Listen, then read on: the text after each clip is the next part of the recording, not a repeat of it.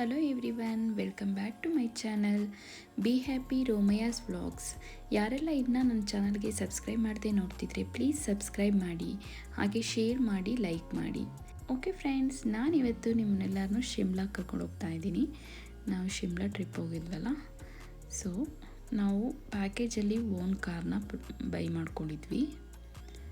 So long trip ಇದ್ದಿದ್ದರಿಂದ ನನ್ನ ಮಗಳನ್ನ ಮುಂದೆ ಕೂರಿಸಿದ್ವಿ, ಹಸ್ಬೆಂಡ್ ಆ್ಯಂಡ್ ನಾನು ಹಿಂದೆ ಕೂತ್ಕೊಂಡ್ವಿ. ಇವರೇ ಡ್ರೈವರು. ನೋಡಿ ಯಾವ ಥರ ಇದೆ ಅಂತೇಳಿ. ಅರ್ಲಿ ಮಾರ್ನಿಂಗೇ ನಾವು ಹೊರಟ್ವಿ ಡೆಲ್ಲಿಯಿಂದ ಶಿಮ್ಲಾಗೆ. ಮಾರ್ನಿಂಗ್ ಹೊರಟ್ರೆ ಈವ್ನಿಂಗ್ ತನಕನೂ ಜರ್ನಿನೇ ಆಯಿತು. And Delhi to Shimla reach ಆಗೋದಕ್ಕೆ ಅಪ್ರಾಕ್ಸಿಮೇಟ್ಲಿ 12 ಅವರ್ಸೇ ಬೇಕಾಯಿತು. ನಾವು ರೀಚ್ ಆಗೋಷ್ಟರಲ್ಲಿ ನೈಟ್ ಆಯಿತು. ಮಿಡಲಲ್ಲಿ ಲಂಚಿಗಷ್ಟೇ ನಿಲ್ಲಿಸಿದ್ದು. ಇನ್ನು ರೂಮಿಗೆ ಬಂದು ಅವರೇ ರೂಮ್ನ ಬುಕ್ ಮಾಡಿದರು. ಸೊ ಈ ರೀತಿ ಇದೆ ರೂಮ್ ಚೆನ್ನಾಗಿತ್ತು, ಸ್ಪೇಷಿಯಸ್ ಆಗಿ. ಇದು ರೆಸ್ಟ್ ರೂಮು. ತುಂಬಾ ಕೋಲ್ಡ್ ಇತ್ತು. ಎಷ್ಟು ಕೋಲ್ಡ್ ಅಂದರೆ ತುಂಬ ಚಳಿ ಆಗ್ತಿತ್ತು. ಸ್ಪೇಷಿಯಸ್ ಆಗಿತ್ತು ಒಟ್ಟಿಗೆ ರೂಮು. ನಾವು ಫಸ್ಟು ಆಲ್ರೆಡಿ ನೈಟ್ ಆಗಿದ್ದರಿಂದ 7:30, 8 ಆಗಿತ್ತು ನಾವು ರೀಚ್ ಆಗೋಷ್ಟರಲ್ಲಿ. ಸೊ ಫಸ್ಟು ಡಿನ್ನರ್ ಮುಗಿಸೋಣ ಅಂತೇಳಿ ಡೈನಿಂಗ್ ಹಾಲ್ ಕಡೆ ಹೊರಟ್ವಿ. ಇದು ಡೈನಿಂಗ್ ಹಾಲು. ಅದು ಕೂಡ ತುಂಬಾ ಸ್ಪೇಷಿಯಸ್ ಆಗಿತ್ತು. ಏನೇನು ಫುಡ್ ಪ್ರಿಪೇರ್ ಮಾಡಿದರು ಅಂತೇಳಿ ಹೇಳ್ತೀನಿ. ಪರೋಟ, ರೈಸ್ ಇತ್ತು. ಸೊ ಅದಕ್ಕೆ ಸೋಯಾಬೀನ್ದು ಗ್ರೇವಿ ಇಟ್ಟಿದ್ರು ಆ್ಯಂಡ್ ಪನ್ನೀರ್ ಗ್ರೇವಿ ಇತ್ತು. ವೆಜಿಟೇಬಲ್ ಕುರ್ಮಾ ಮಾಡಿದರು, kheer sweet and curd rice and salads ಇಟ್ಟಿದ್ರು. ನಾವು ಬೇಗ ಊಟ ಮುಗಿಸಿ, ತುಂಬಾ ಥಂಡಿ ಆಗ್ತಿತ್ತು. ಸೊ ಬೇಗ ಊಟ ಮುಗಿಸಿ ಮಲ್ಕೊಂಡ್ಬಿಟ್ವಿ ರೂಮ್ಗೆ ಹೋಗಿ. ಸೊ ಮಾರ್ನಿಂಗ್ ಕ್ಲೈಮೇಟ್ ಇದು. ಬೇಗನೆ ಎದ್ದು ರೆಡಿಯಾಗಕ್ಕೆ ಹೇಳಿದರು. ಸೊ ಬೇಗ ಎದ್ದು ರೆಡಿಯಾಗಿ ನಾವು ಫಸ್ಟು ಹೋಗಿದ್ದು ಕುಫ್ರಿಗೆ. ನೋಡಿ ಯಾವ ರೀತಿ ಇದೆ ಅಂತೇಳಿ ಕ್ಲೈಮೇಟು. ಈ ಥರ ಬಿಸಿಲಿದ್ರೂ ತುಂಬಾ ಚಳಿ ಆಗ್ತಿತ್ತು. ಯಾರೇ ಶಿಮ್ಲಾ ಮನಾಲಿಗೆ ಏನಾದರೂ ಟ್ರಿಪ್ ಹೋದರೆ ಸ್ವೆಟರ್ಸು, ಹ್ಯಾಟ್ಸ್ ಅದೆಲ್ಲ ಚೆನ್ನಾಗಿ ತೊಗೊಂಡೋಗಿ 2 ಸೆಟ್ಸ್ 3 ಸೆಟ್ಸು. ಇದು ಕುಫ್ರಿ. ನೋಡಿ ಇಲ್ಲಿ ಕುಫ್ರಿಗೆ ಬಂದ್ವಿ. ಕುಫ್ರಿನಲ್ಲೇ ಆಲ್ಮೋಸ್ಟು ಸ್ನೋ ಇರುತ್ತೆ. ಸಮ್ಟೈಮ್ಸ್ ಒಂದೊಂದು ಟೈಮ್ ಅಷ್ಟೇ ಸ್ನೋ ಇರೋದಿಲ್ಲ. ಬಟ್ ನಾವು ಹೋದಾಗ 2-3 ಡೇಸ್ ಬ್ಯಾಕ್ ಫುಲ್ಲು ಸ್ನೋ ಇತ್ತಂತೆ. ಸೊ ನಮಗೆ ಅಷ್ಟು ಸಿಗಲಿಲ್ಲ ಸ್ನೋ ಅಲ್ಲಿ. ನಾವು ನೆಕ್ಸ್ಟ್ ಇಲ್ಲಿ ಬೈ ಮಾಡ್ಕೊಬೇಕು. ಒಂದೊಂದಕ್ಕೆ ಒಂದೊಂದು ಪ್ರೈಸಸ್ ಇದೆ.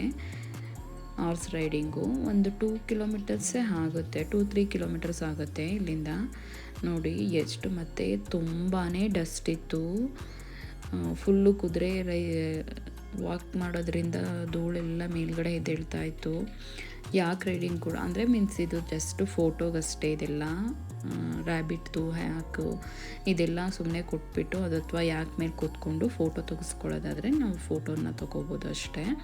ಅದಕ್ಕೆ ಪರ್ ಪರ್ಸನ್ನು 100 ರೂಪೀಸ್ ಏನೋ ಇತ್ತು. 100-200 ಒಂದೊಂದು ಕಡೆ ಒಂದೊಂದು ರೀತಿ ರೇಟ್ ಇತ್ತು. ಇಲ್ಲೊಂದು ಶಿವನ್ ಟೆಂಪಲ್ ಇತ್ತು. ಇದು ತುಂಬ ಹೈಟ್ ಇದೆ ಇಲ್ಲಿ. ಶಿವನ್ ಟೆಂಪಲ್ಗೆ ಹೋಗಿ ಅಲ್ಲಿ ದರ್ಶನ ಮಾಡಿಕೊಂಡು ಸ್ವಲ್ಪ ಫೋಟೋಸ್ನ ತಗೊಂಡ್ವಿ. ಸ್ನೋ ಕೂಡ ಅಲ್ಲಲ್ಲೇ ಇದೆ ನೋಡಿ, ತೋರಿಸ್ತೀನಿ. ಇಲ್ಲಂತೂ ಎಷ್ಟು ಥಂಡಿ ಇತ್ತಂದರೆ ಇವನ್ ಕಾಲಿಡೋಕ್ಕೂ ಆಗ್ತಿರ್ಲಿಲ್ಲ. ಕಾಲಿಟ್ಟರೆ ಫುಲ್ಲು ಕೋಲ್ಡ್ ಆಗ್ತಿತ್ತು, ಇಡೋಕ್ಕೆ ಆಗ್ತಿಲ್ಲ. ಐಸ್ ಮೇಲೆ ಇಟ್ಟಂಗೆ ಆಗ್ತಿತ್ತು, ಅಷ್ಟು ಥಂಡಿ ಇತ್ತು ಬಿಸಿಲಿದ್ರೂ. ನೋಡಿ ಈ ರೀತಿ ಎಲ್ಲ ಅಲ್ಲಲ್ಲೇ ಸ್ವಲ್ಪ ಇದೆಲ್ಲ ಕಾಟನ್ ಥರ ಕಾಣ್ತಿದ್ದೀರಾ, ಇದೆಲ್ಲ ಸ್ನೋ ಫುಲ್ಲು ಎಲ್ಲ.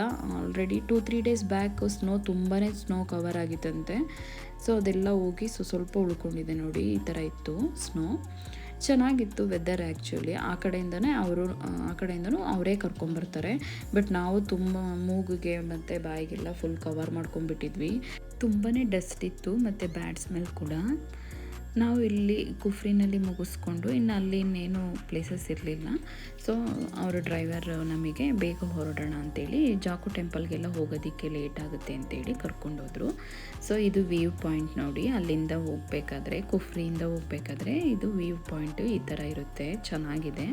ಸೊ ಇದು ವ್ಯೂ ಪಾಯಿಂಟ್ ಅಂತ ಹೇಳಿ ಡ್ರೈವರು ನಿಲ್ಲಿಸ್ಬಿಟ್ಟು ಫೋಟೋ ಪಿಕ್ ತೊಗೊಳ್ಳೋದಾದರೆ ತಗೊಳ್ಳಿ ಅಂತ ನಿಲ್ಲಿಸಿದ್ರು. ನಾವು ಅಲ್ಲೊಂದು ಸ್ವಲ್ಪ ಫೋಟೋಸ್ನ ತೊಗೊಂಡ್ವಿ. ಅಲ್ಲಿಂದ ನಾವು ಮಾಲ್ ರೋಡಿಗೆ ಕರ್ಕೊಂಡೋದ್ರು. ತುಂಬಾ ಚಳಿ ಆಗ್ತಿತ್ತು ನನಗಂತೂ. ಮಾಲ್ ರೋಡಲ್ಲಿ ಚರ್ಚ್ ಇದೆ, ಚರ್ಚ್ದು, ಮತ್ತು ಇಂದಿರಾ ಗಾಂಧಿ ಸ್ಟ್ಯಾಚ್ಯೂಸು, ಮತ್ತು ವ್ಯೂ ಪಾಯಿಂಟಲ್ಲೂ ಕೂಡ ನೋಡಿ ಈ ರೀತಿ ಇದೆ ವ್ಯೂ ಪಾಯಿಂಟ್, ಅವ್ರು ಎಷ್ಟು ಚೆನ್ನಾಗಿದೆ ಅಂತೇಳಿ. ಇಂದಿರಾ ಗಾಂಧೀಜಿದು ಸ್ಟ್ಯಾಚುಸ್ ಇತ್ತು ಅಲ್ಲಿ, ಶಿಮ್ಲಾದಲ್ಲಿದೆ ನೋಡಿ ಇಂದಿರಾ ಗಾಂಧಿ ಮತ್ತು ಗಾಂಧೀಜಿದು ಸ್ಟ್ಯಾಚುಸು. ನನ್ನ ಮಗಳು ಸ್ವಲ್ಪ ಆಟ ಆಡೋದ್ರಲ್ಲಿ ಜಾರಗುಪ್ಪೆ ಆಡಿಕೊಂಡು, ಅಲ್ಲಿಂದ ನಾವು ಜಾಕು ಟೆಂಪಲ್ಗೆ ಅಲ್ಲಿಂದನೇ ಹೋಗಬೇಕು. ನಾವು ಮಾಲ್ ರೋಡ್ಗೆ ಹೋಗ್ಬಿಟ್ಟೇ ಆ ಕಡೆಗೆ ಹೋಗಬೇಕು. ಅಲ್ಲಿ ಹೋಗೋಕ್ಕೂ ಮುಂಚೆ ಅಲ್ಲಿ ನಿಮಗೆ ಅಂಡರ್ಗ್ರೌಂಡಿಂದ ಒಂದು ರೋಡ್ ಪಾಸ್ ಆಗುತ್ತೆ. ಸೊ ಅಲ್ಲಿಗೆ ಹೋಗೋದಕ್ಕೆ ನಿಮಗೆ ಲಿಫ್ಟ್ ಇರುತ್ತೆ. ಅದು ಒಂದು ರೀತಿ ಒಂದು ಡಿಫ್ರೆಂಟ್ ಎಕ್ಸ್ಪೀರಿಯೆನ್ಸು. ನಾನು ಅಲ್ಲಿ ಫೋಟೋಸ್ ತಗೊಳ್ಳಿಲ್ಲ. ನಿಮಗೆ ಮಾಲ್ ರೋಡಿಂದ ಜಾಕು ಟೆಂಪಲ್ಗೆ ಹೋಗೋದಕ್ಕೆ ಒಂದು ಲಿಫ್ಟ್ ಇರುತ್ತೆ. ಸೊ ಒಂದು ಟೂ ಲಿಫ್ಟ್ನ ಚೇಂಜ್ ಮಾಡಬೇಕಾಗುತ್ತೆ. ಅದಕ್ಕೂ ಅಮೌಂಟ್ ತೊಗೊತಾರೆ, 20 ರುಪೀಸ್ ಏನೋ ಕಮ್ಮಿನೇ ಅಲ್ಲಿ ಅಮೌಂಟು. ಸೊ ಅಲ್ಲಿಂದನೂ ಕೂಡ ಮೇಲ್ಗಡೆ ಹೋಗೋದಕ್ಕೆ ಗೌರ್ಮೆಂಟಿಂದನೇ ವೆಹಿಕಲ್ಸ್ನ ಬಿಟ್ಟಿರ್ತಾರೆ. ನೀವು ಪರ್ಸ್ನಲಿ ಹೋಗ್ತೀನಿ ಅಂತಂದರೆ ಕರೀತಿರ್ತಾರೆ. ಸೊ ಪರ್ಸ್ನಲಿ ಹೋಗ್ತೀನಿ ಅಂದರೆ 1000, 500, 2000 ಈ ಥರ ಎಲ್ಲ ಕೇಳ್ತಾರೆ ಅವರು. ಸೊ ನೀವು ಬೆಸ್ಟು ಹಾಫ್ ಆನ್ ಅವರ್ಗೆ ಒಂದೊಂದ್ಸಲ ಬರ್ತಾ ಇರುತ್ತೆ ವೆಹಿಕಲ್ಸ್, ಗೌರ್ಮೆಂಟ್ ವೆಹಿಕಲ್ಸ್, ಅದರಲ್ಲೇ ಹೋಗಿ ಬರ್ಬೋದು ನೀವು. ನಾವು ಅದರಲ್ಲೇ ಹೋಗಿದ್ದು. ನೋಡಿ ವ್ಯೂ ಪಾಯಿಂಟ್ ಈ ಥರ ಇದೆ ಜಾಕು ಟೆಂಪಲ್ದು. ಆಲ್ಮೋಸ್ಟ್ ನೀವು ಇನ್ನೇನು ಕ್ಲೌಡ್ ಹತ್ರನೇ ಇದ್ದೀರಾ ಅನ್ನೋಷ್ಟು ಫೀಲ್ ಆಗುತ್ತೆ. ಚೆನ್ನಾಗಿತ್ತು ಫೀಲಿಂಗ್ಸ್ ಅದು. ಅಲ್ಲಿ ಹೋದಂಥ ವೆದರ್ ಆಗಲಿ ತುಂಬ ಚೆನ್ನಾಗಿತ್ತಂತ ಹೇಳ್ಬೋದು. ಇಲ್ಲಿ ಜಾಕು ಟೆಂಪಲ್ನ ಸ್ಪೆಷಾಲಿಟಿ ಏನಪ್ಪ ಅಂತಂದರೆ 108 ಫೀಟ್ ಇರೋವಂಥ ಒಂದು ಲಾರ್ಡ್ ಹನುಮಾನ್ ಸ್ಟ್ಯಾಚು ಇದೆ ನೋಡಿ, ಎಷ್ಟು ಹೈಟ್ ಇದೆ ಅಂತೇಳಿ. ನೀವು ನೋಡಿರ್ಬೋದು ಫೋಟೋದಲ್ಲಿ ಆಲ್ರೆಡಿ ಎಷ್ಟು ಹೈಟ್ ಇದೆ ಅಂತೇಳಿ. ಆ ಒಂದು ಪ್ಲೇಸಲ್ಲಿ ಈ ಲಾರ್ಡ್ ಹನುಮಾನ್ನ ನೋಡೋದು ಒಂದು ರೀತಿ ಖುಷಿ ಆಗುತ್ತೆ ಅಲ್ಲಿ. ತುಂಬ ಚೆನ್ನಾಗಿದೆ ಅದು. ಇದು ಇಂಡಿಯಾದಲ್ಲೇ 4th ಲಾರ್ಜೆಸ್ಟ್ ಹನುಮಾನ್ ಸ್ಟ್ಯಾಚು. ಇದಿಷ್ಟು ನಾವು ಶಿಮ್ಲಾದಲ್ಲಿ ನೋಡಿದಂಥ ಪ್ಲೇಸಸ್ಸು. ಓಕೆ ಫ್ರೆಂಡ್ಸ್, ಈ ವಿಡಿಯೋ ನಿಮ್ಮೆಲ್ಲರಿಗೂ ಇಷ್ಟ ಆಗಿದೆ ಅಂತೇಳಿ ಭಾವಿಸ್ತೀನಿ. ಪ್ಲೀಸ್ ಯಾರಾದರೂ ಸಬ್ಸ್ಕ್ರೈಬ್ ಮಾಡದೆ ವಿಡಿಯೋನ ನೋಡ್ತಿದ್ರೆ ಸಬ್ಸ್ಕ್ರೈಬ್ ಮಾಡಿ, ಹಾಗೆ ಲೈಕ್ ಮಾಡಿ, ಶೇರ್ ಮಾಡಿ. Thank you friends.